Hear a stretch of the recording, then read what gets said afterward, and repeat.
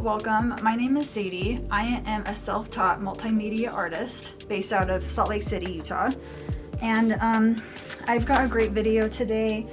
I painted this painting a while ago. I think it was about a year ago now, and I didn't get around to making any content about it, but I filmed the whole process of me painting this. And so I really wanted to do something with that footage because it's really relaxing, it's really colorful and, you know, light, and anyway, so, but this is the painting, and I hope it does it justice in here. I wanted to film this outside, but it didn't end up working out, and so I came back in here in my studio. And yeah, I love this painting. I actually painted this off of a sketch or whatever, a spread I did in my really old sketchbook now. And I just loved this one so much I had to remake it. And it's funny because they definitely kind of didn't turn out quite the same. You know, it's like I kind of lost the looseness that was in this one, and and there's a part of me that's kind of bummed about that. I might honestly try to actually repaint this, maybe a little different, rework it. But I'd love to keep some of that real loose, like blobby paint. It doesn't really look like plants, because in this it does. And I was originally going to just paint, you know, again, that I was going to be really loose and flowy with it and not actually paint plants in real life. But I ended up changing my mind. What can you do? I really love this painting. I love how it turned out. It has its own unique beauty to it, for sure. Like, I just, when I painted this, it was the garden season, right? And I just was in awe of how beautiful the garden is, how beautiful plants are. And I just felt like her. I felt like this woman, you know, just, you know, looking out, it just this beauty. And so I really, again, love how this turned out. I think it says a lot, you know, I don't know, just about being a human and getting to experience the wonders of nature, really. And I didn't get to have a garden this year because we're still planning on moving in just a couple months. So my background is really messy, I'm sorry. Again, things are just changing all the time. But I will hopefully, once we move, finally be able to get my space all settled in, and it will be way easier and way more beautiful, I'm hoping, of videos for you. Anyways, so yeah. Like I was saying, I kind of trailed off. I didn't really get to have a garden this year, so it makes me even miss it even more. So it's nice to get to look back at this painting, look back at the footage, talk about how it went. I took massive notes on the whole painting process, so that's really helpful, being able to go back and look at all that. I will be making prints, things, you know, from this, stickers and stuff. Keep your eyes out if, you know, you want to get that. It was a really, again, really fun painting process. It just flowed out of me. I didn't really run into a whole lot of problems or anything, which is always so great when you're painting. And yeah, I hope that the footage is as peaceful as it felt to me creating it.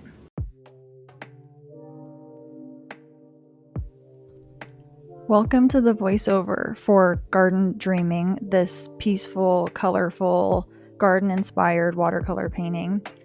I put some information about all the materials I used for this piece on the screen. And yeah, this was a great painting. I loved it. It was so enjoyable to make. I was originally going to have this painting process be, you know, posted in real time. But after I got it all into the computer, even sped up, it was so much footage. And so I really chopped it up as much as I could to make it, you know, watchable, not like too mundane of the same thing. But I also really wanted to, again, kind of get the whole process, everything that I painted for this whole painting. So I really appreciate if you stuck around till the end and listened to all these Q&As. I really wasn't sure what to do with this much footage. I personally enjoy videos more where someone is talking. But I might put up like a version that's an ambient version as well, just so that, everyone can maybe have something that they want. But I ultimately decided to do a Q&A. I have no one asked me these questions yet. Again, my audience, it's very small, but I've always liked videos like this from other creators, and I just would like for more creators to make videos where they kind of answer some basic questions. It just gives me an insight into, their lives, into, what they're all about, Anyways, so I hope that it's enjoyable. I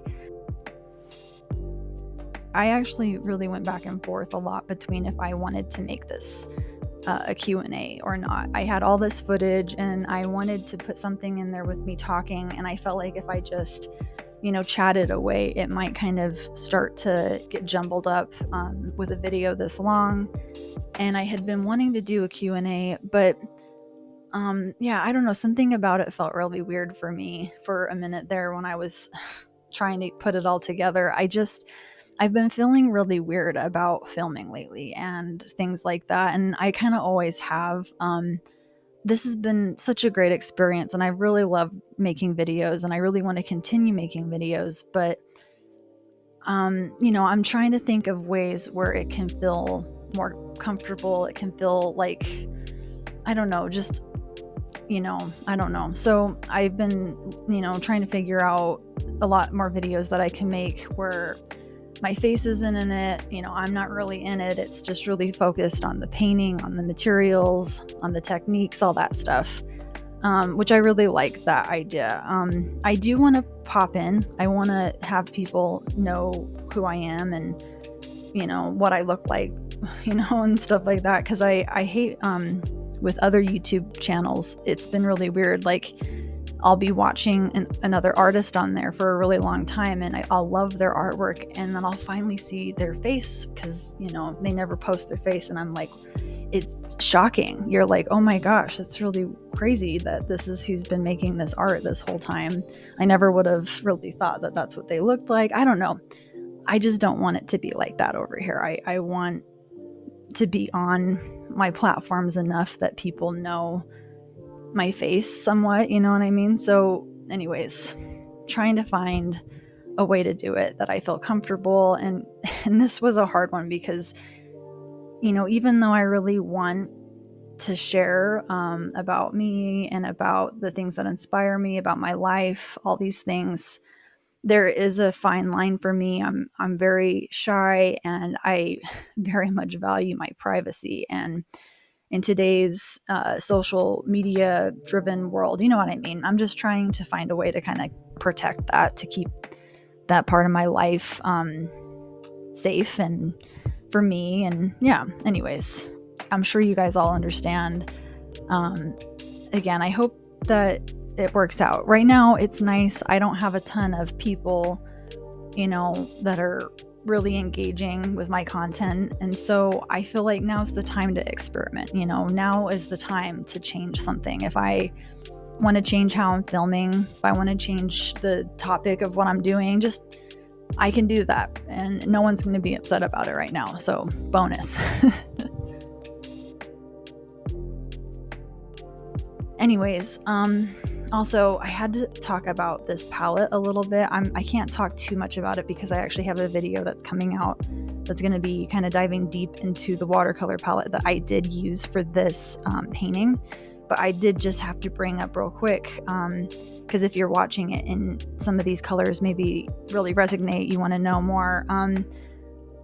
I had a lot of luck with this palette. It really worked out for this painting because, again, I had mixed up like 7 different colors of green, varying from like a really bright like lime green to really dark, almost like brown greens. And that was so helpful when I was trying to make the foliage of all these plants seem more real, I don't know, like there was variation. Because obviously when you see real plants in life, it's like you're blown away by all the colors of green that there can be, all the tones of green. And then also I have these two colors that I had just gotten that are Winsor and Newton colors. One is blue shade, which is, again, this really beautiful, like blue green color. And it was so helpful for this painting. And then the other one, what was the other one? Sorry, I gotta think. The other one is called something like aqua green or aqua blue. And again, just such an amazing option to use for green. And I've been doing these swatch tests, and I'm going to be talking about that too. I've got a lot coming that's going to be diving deep into watercolors. But I've been doing these extensive swatch sheets, and these two colors that I just brought up from Winsor and Newton are so versatile with mixing as well. Like, they mix such vibrant, beautiful, greens when you mix them with more like blue or more yellow. I don't know. Anyways, it's amazing. So sorry. Something else that I just think is so fun about this piece is, if you know anything about plants, a lot of these flowers would not be blooming at the same time as each other, and so it's so nice, like in your own little creative world, you can have it be however you want, you can. So for instance, like the daffodils, they are a flower that blooms in like the early spring, but the peonies, they wouldn't be blooming until summer for sure. And so it's kind of cool to have, it be however you want it to be. Everything's blooming at once.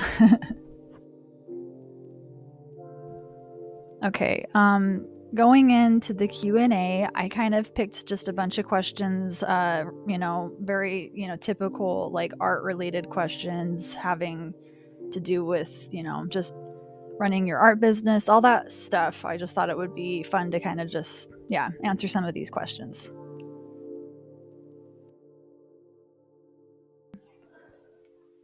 What inspires you to create art? I have kind of answered this a little bit in previous videos, so I don't want to be repeating myself. So, but I mean, I think that I can't help but, create art. And a big reason why is because of the inspiration that I feel by certain aspects of this existence. It's all just, it seems so magical, the history, the science, the way things work, the balance, the fractals. I mean, all of it. It's just, yeah. And to me, I think it's just a vital way for me to, express myself. And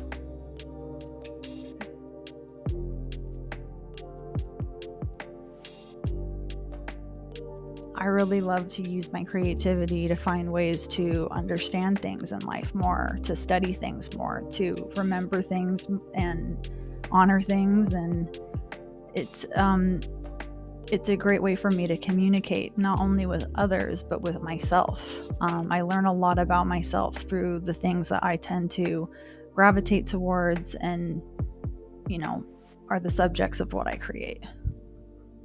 So yeah, I don't know. It's just what I end up gravitating towards wanting to do.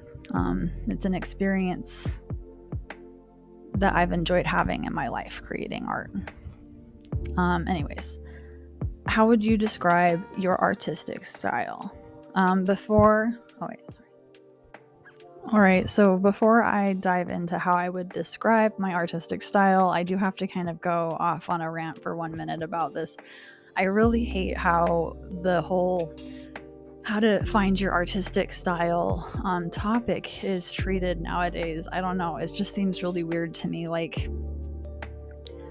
I think so much of your artistic style, especially when you're a beginner in anything, it's not really up to you. It's just how it's just what comes out of you, and it kind of reminds me of like your handwriting, you know what I mean? Like, everyone's handwriting is uniquely theirs, and sometimes it looks in like ways that they probably don't really like, or maybe it looks in ways like they really do. And sometimes if they like the way their writing looks, it's because they've spent a lot of time writing. You know what I mean? So it's just, again, I think it's something that you have to experiment with, and you have to refine through, again, practice and developing your knowledge of how to, I don't know, get the style, the artistic style you want. I think a big part of that's also, studying other artists,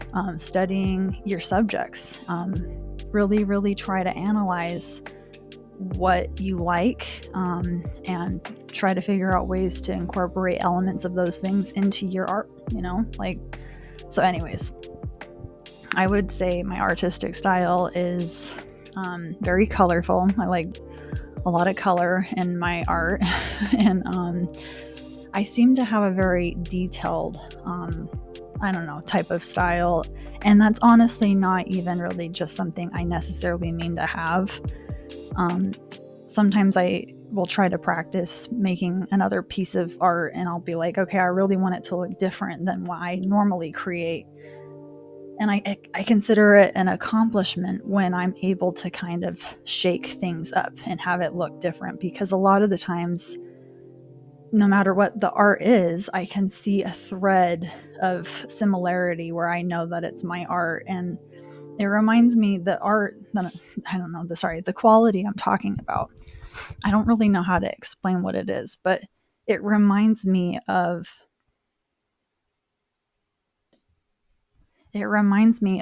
the fairy tale books that I grew up looking at, that really made an impression on my love for art as a child. For some reason, the art style in that really reminds me of, for some reason, the art style that I have incorporated into my own now. So anyways, I'm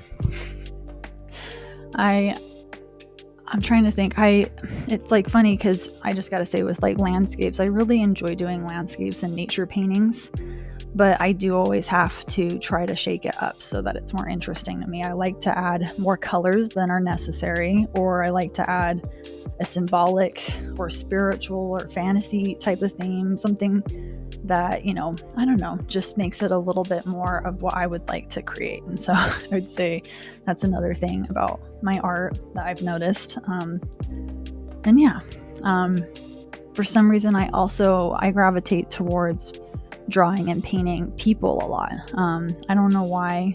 I think it's maybe because it's a focal point in the painting, that it's the connection of a human, right? I don't know. It's so, yeah. Just going off of what, again, seems to be reoccurring in my art.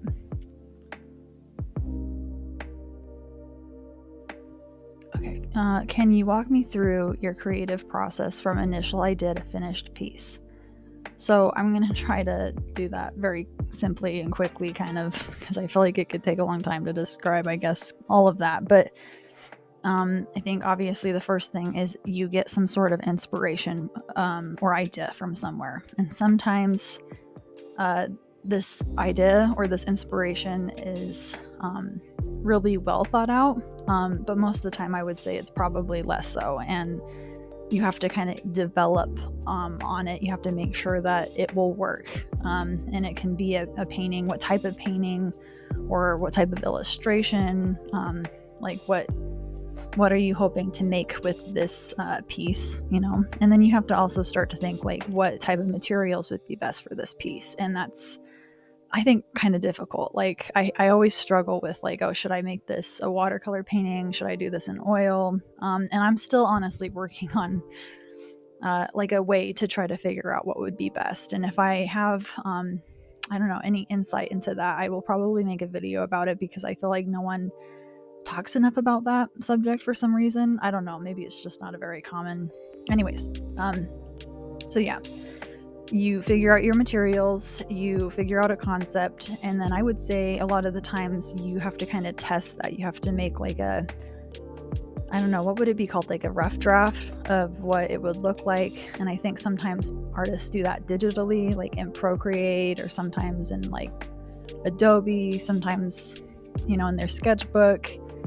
And then I think sometimes you will need additional tests. Like I've had paintings where I've had to make 3-4 different tests to figure out different aspects of the painting, especially depending on how complicated it's going to be.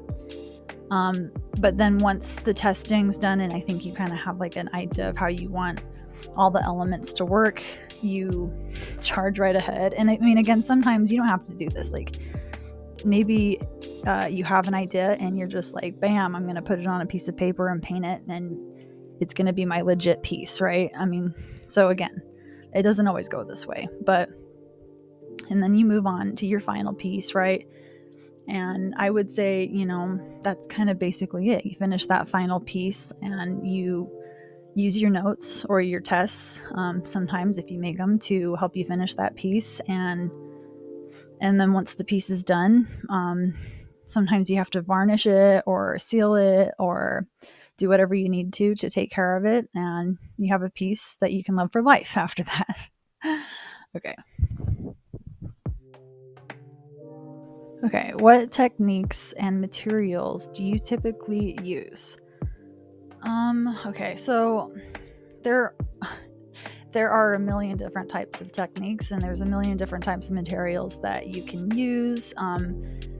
The ones that I use typically, right, we'll start with materials actually, is I mainly use watercolor and oils. And that's, I've said that, right? But I do like to use pens and like ink. I like to use gouache. I like to use pastels and markers and crayons and colored pencils. I mean, I think that you really have to keep trying new materials to keep those creative juices flowing.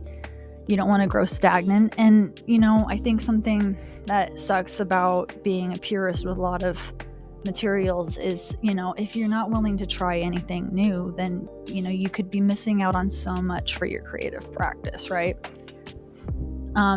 There are materials that I really do love, and I've never actually thought about doing a supply video, like an art supply favorites or whatever, but maybe I'll do that so we can touch base on that. And then the techniques, again, it really depends on the medium. I really like, for watercolor, I really love using washes of color as an underpainting. That's a technique that I really like. I would really love to learn more about how to do like negative space details or art.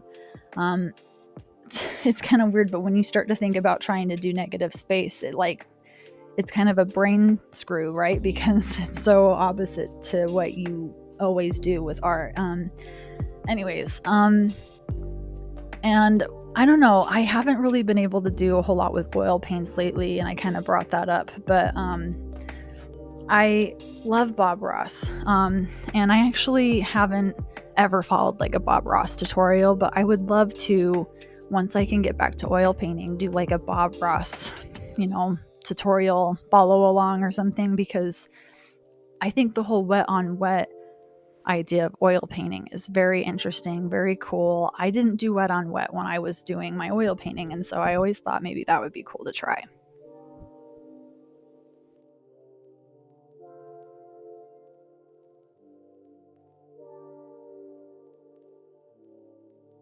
What emotions are you trying to convey in your artwork? Sorry, I'm trying to think of how to, because I, my subjects, they do vary. I really like to,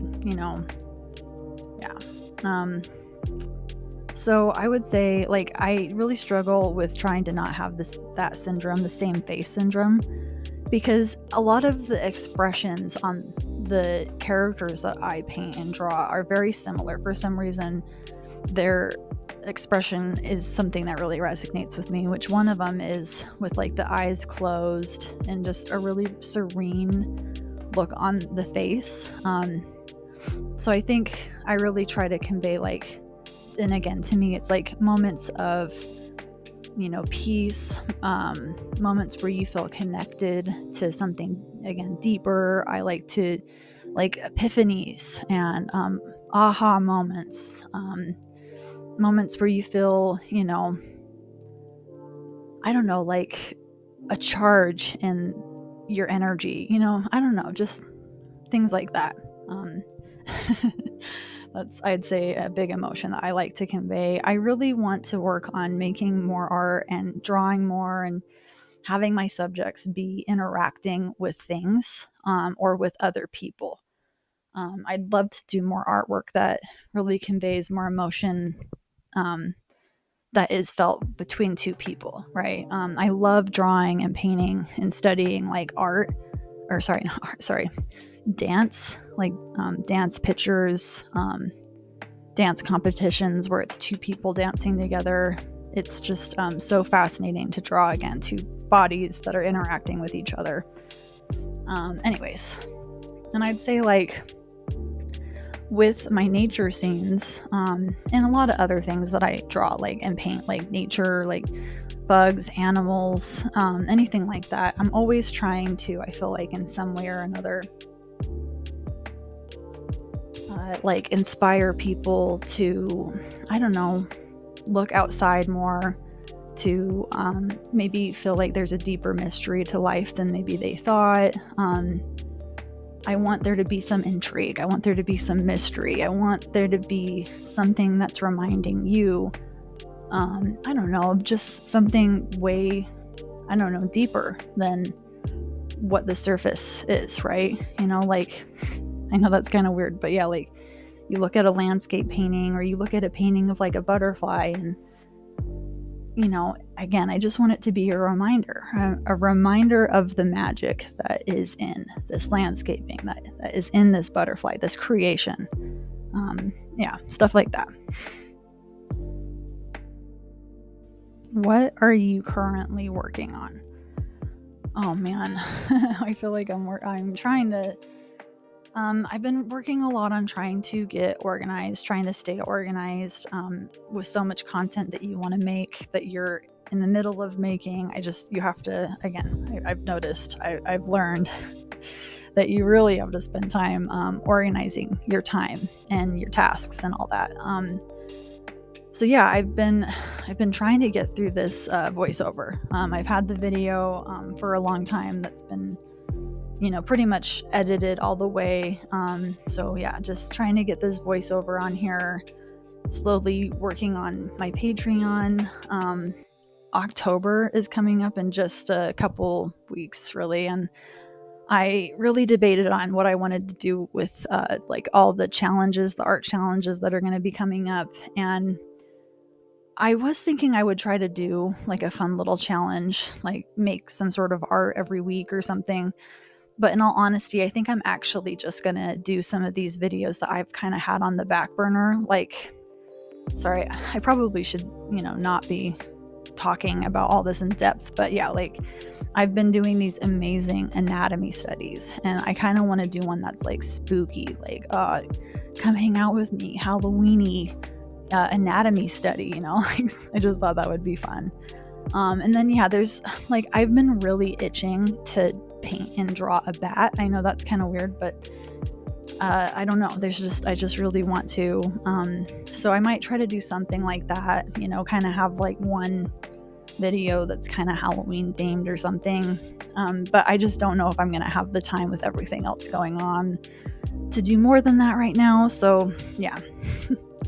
And then I'm also working on finishing up this sketchbook I have and starting a new one, which is, I know it's kind of sad to say, but it's kind of like a big deal in my own inner creative world, right? Finishing the sketchbook that I love so much and finally getting around to just starting something new. It's in filming it. I've already brought this up, but filming a sketchbook tour has been a big endeavor for me in the past. So, and then I'm also taking a bunch of the spreads and, stuff like that in this sketchbook and turning them into final pieces. And so, yeah, there's been a lot of work. There's been a lot of fun stuff going on. And I'm also working on all this watercolor stuff, a couple workshops. Like, it's just never ends. It's never ending. Are there any reoccurring themes or messages in your work? I feel like I'm going to repeat myself a lot in this conversation. Again, yeah, I think that a big message in my art is, the deeper meanings of life, the deeper meanings of this existence.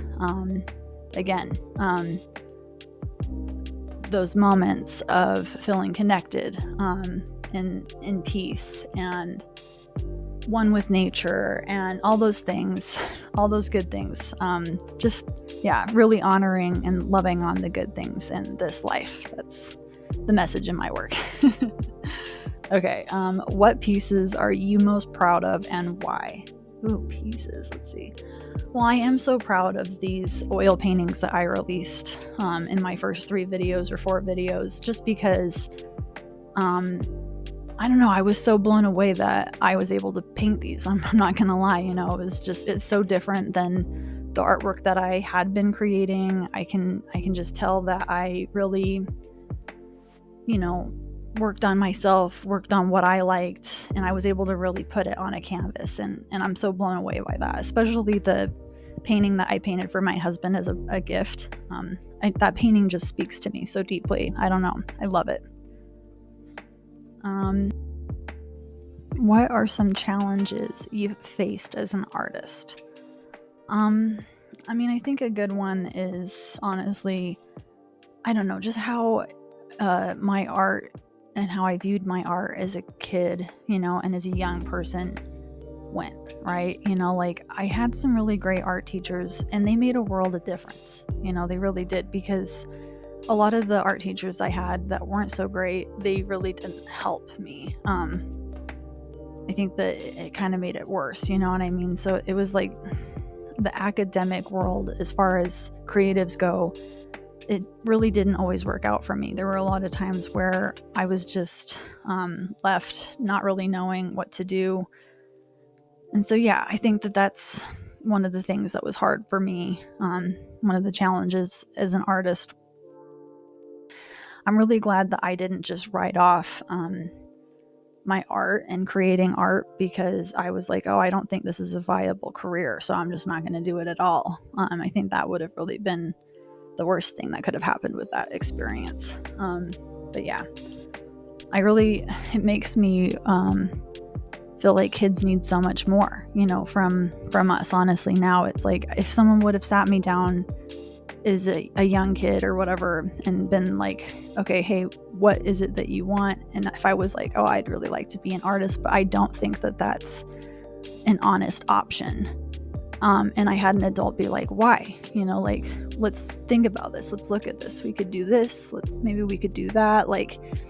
I just didn't have the forethought to understand how to break it down, how to invest my time in this passion of mine in a way that it could have turned into something. And I wish I would have had more help from the adults in my life to make that a thing. But maybe, I can change that. Maybe one day I can help more people again. Understand that there's a way to go about this. You don't have to give it up. How do you handle creative blocks?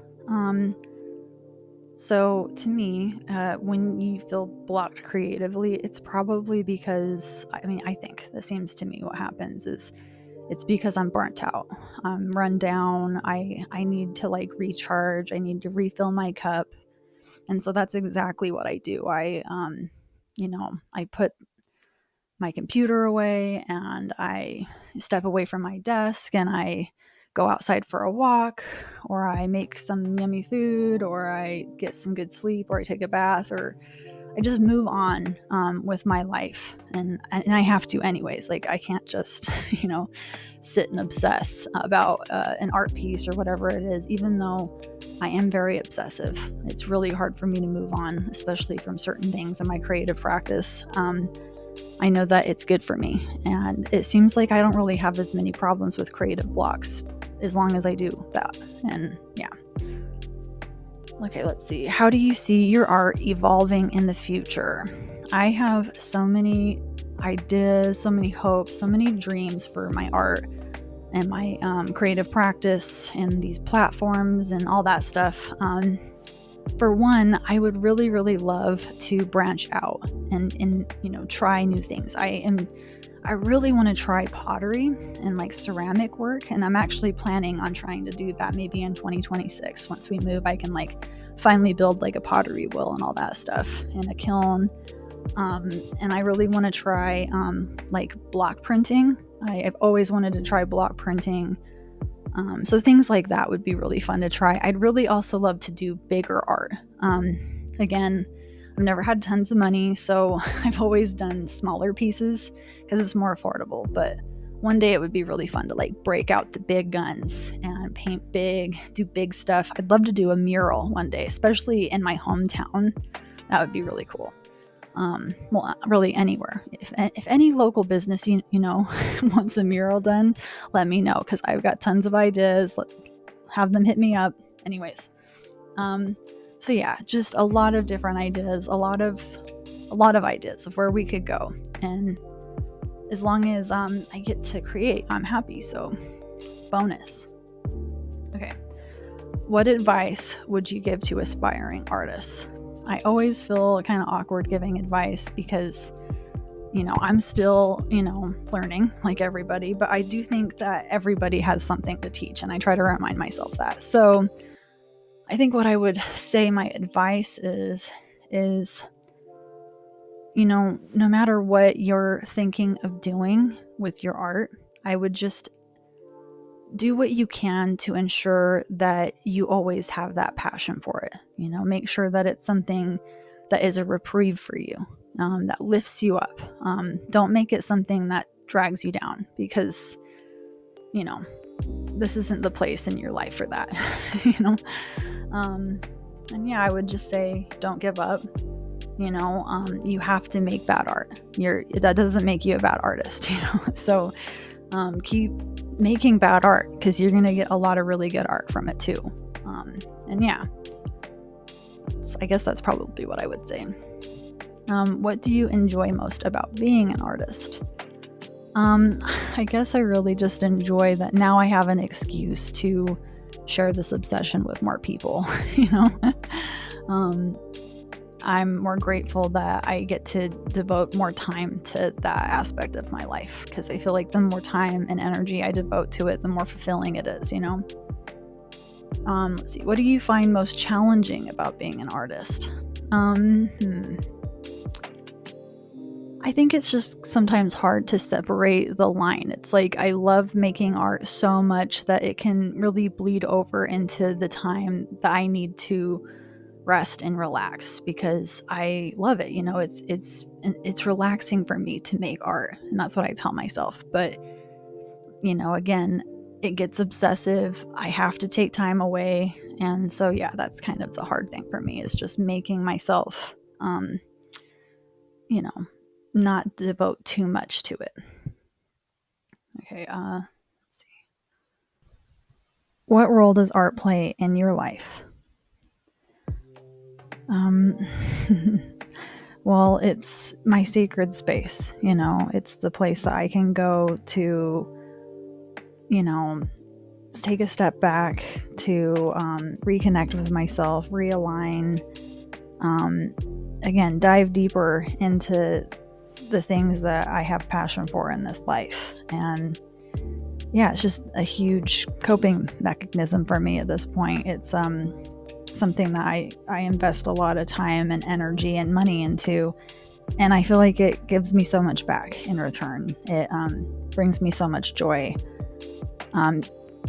even without sharing it with others. It's still such a sacred act to me. Yeah. What motivates you to create?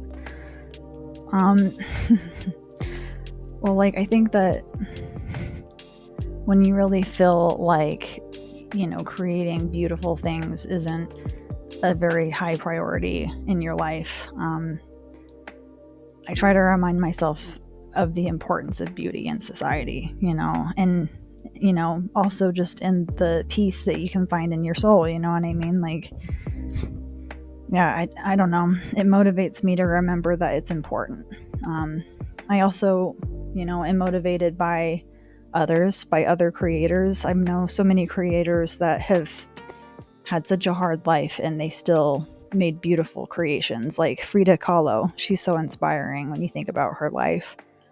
And my kids really motivate me. I want them to look at me and feel like this was, a passion of mine that I didn't give up on and that I kept pursuing and that I shared with other people.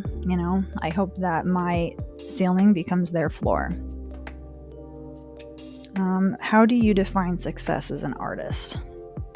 I think as long as you're enjoying the process of creating, you're successful as an artist. There's no arguing. I think that, honestly. How do you develop your art skills? I kind of brought this up a little bit, but by continuing to challenge myself, continuing to diversify what I'm doing with my art, by trying new materials, by going to explore new places for inspiration, reading books. I think there's so many ways that you can improve your art skills, really.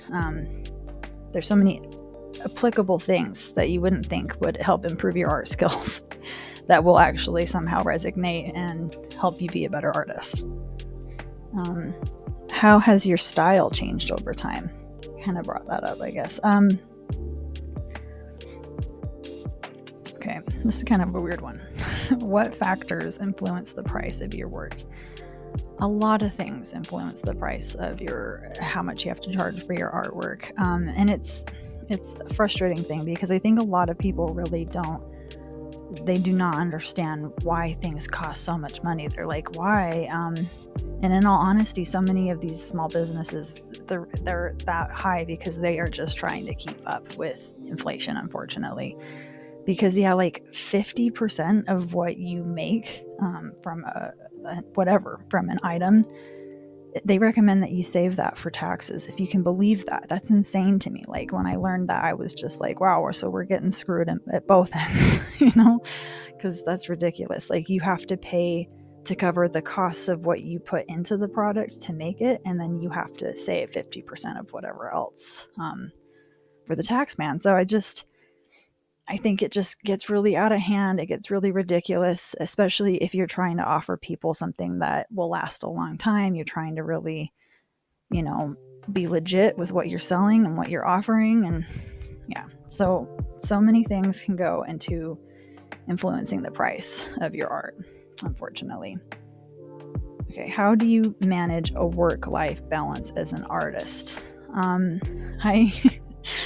I just do the best I can. I think that's kind of the best that anyone can do. I definitely have things slip through the cracks, right? And I just try my hardest to make sure that the things that are the most important are first, right? And that does get really hard because there's a million things that are very important. Really, like your health and exercising, that's important. And I put that off a lot in my life. And now I have to really invest time into that, and that takes away time from other things. And I homeschool my children because I think that that's important. I wouldn't have it any other way. And again, that takes a lot of time and energy, and the older they get, the more time and energy it takes. And I find myself struggling to get it all done and keep my sanity. But yeah, again, I think that really investing in routines and methods that help you stay organized are absolutely vital. And you have to use these systems, I think, right? And you have to figure out, okay, this really didn't work for me. I need something that's kind of more like that. Like you have to tune it. You have to fine tune it, tweak it to adjust to you and your life. And that's been very helpful for me. Like I have a lot of notebooks and I keep a lot of notes, and I do have a calendar notebook thing that's got my days in it and my tasks in it and all of that. But I do use Notion as well a lot. And if you're really struggling for time like I have been, I really do highly recommend you check out Notion. And I highly recommend that you look up on YouTube or something like how to use Notion, right? Because if you learn how to use it, it can really help you automate these things in your life that are just boring and mundane, and you don't need to spend time and energy dealing with that. So I highly recommend that. Where do I get or shop for art supplies? There's a couple different places I like to go. I really like to go somewhere in person when I can. Part of it's like I'm impatient. I don't want to wait for shipping, I'll be honest. I live up the street from like a Hobby Lobby, and I do go there a good amount because they have really good sales and things can end up being very cheap. Which something that I've had to really, really learn trying to run this business is that you have to spend your money in certain places, right? Like if you can get something that doesn't matter for cheaper, it's worth it. So I definitely go to the Hobby Lobby because their prices are pretty dang good. I go to Michael's once in a while, but they are way more expensive, and so it's for very specific things when I go to Michael's. And then there's a Blick here, and I really love Blick. They don't have everything that I want in stock, obviously, which is a bummer, so I have to buy a lot of stuff online when I need it. But the Blick that is in my area, it's like 45 minutes away, so I don't go there very often. It's like a treat for me when I do go there. But yeah. And online, I really do like Jerry's Artorama. I'm sure a lot of you probably know, but they're really good. They've got some special stuff that you can't find anywhere else, really. I've never tried Jackson's art, and I don't even know if they're available here in America, but I really want to try some of their granulation color watercolors. I'll have to look into that. How much money do you spend on art supplies? Sorry. Honestly, whatever I can manage.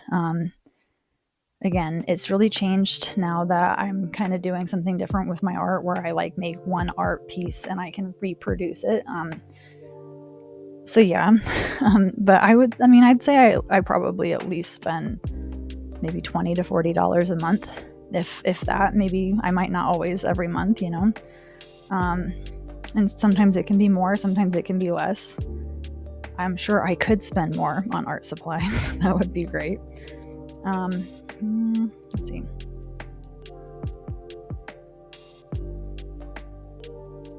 How do you pick your color palettes? I'm not super great at picking color palettes. I've never intentionally really been like, okay, here's this color palette and I'm not going to stray from this color palette. But I've seen a lot of artists online where they really pick these, very interesting color palettes. And I have been kind of playing around with that more, especially for like experimentations, like with markers and stuff. It's really fun. But yeah, I have yet to master that skill. But it has been really interesting. I've been learning a lot about the color wheel and color mixing theory. All of that there's so much. And there's this guy, and he's got a great video about it. And I cannot remember what his name is. I'm going to put it up on the screen though, just so anyone that wants to watch a more detailed analysis of color theory is very interesting. Okay, sorry. How has your style changed over time? I kind of touched on this a little bit, but yeah, when I when I left high school and I was making art, I had just won an award, blah, blah, blah. It didn't really feel like I had an artistic style. It's like I hadn't explored my artwork enough to really develop that. And I kind of just left it behind. And then like 5 years or so later, when I got back into it, I felt like I really started to come into myself. So my style became way more colorful, way more expressive, way more loose. It's still a little bit more controlled than I kind of sometimes wish, but there's some looseness to it. Way more meaningful and symbolic, and way more deep. Like I've spent more time studying some of these subjects in length, and that's really translated. And I've also, spent more time on learning how to draw better, and it's translated to helping me paint better. And yeah, so all in all, I feel like my style has just become more authentic to myself, and it's so exciting to me, and I love it.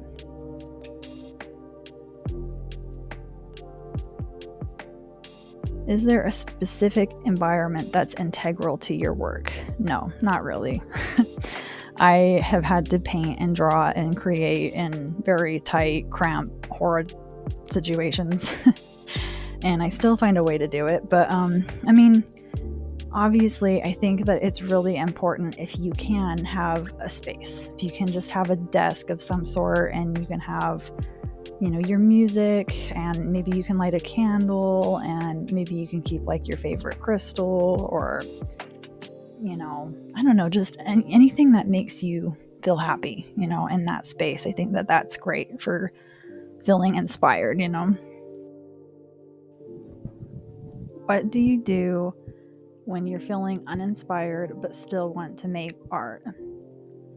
So that's always a fun place to be in, I would say. I think that, you know, even honestly, if it's been a while and you don't feel like that inspired, it's a good idea to try to do something, right? It keeps the muscle memory alive and well, and it's not going to hurt you in any way to try to do a little bit of something. I think that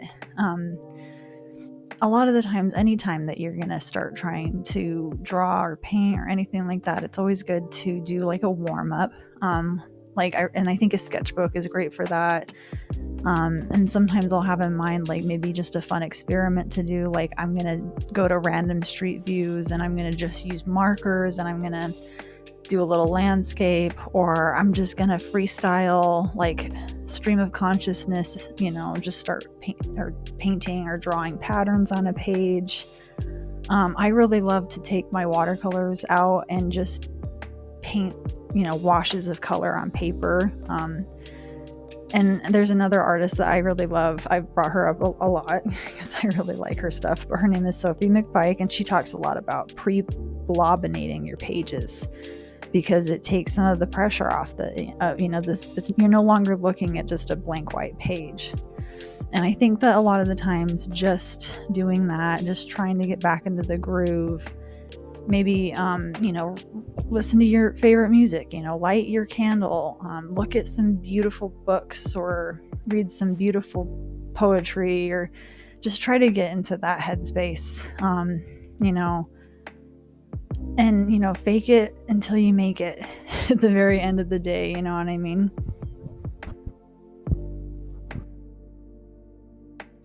All right. I am going to leave you here. I really hope that you enjoyed this video. I really enjoyed making this painting, and I really am happy with how it turned out.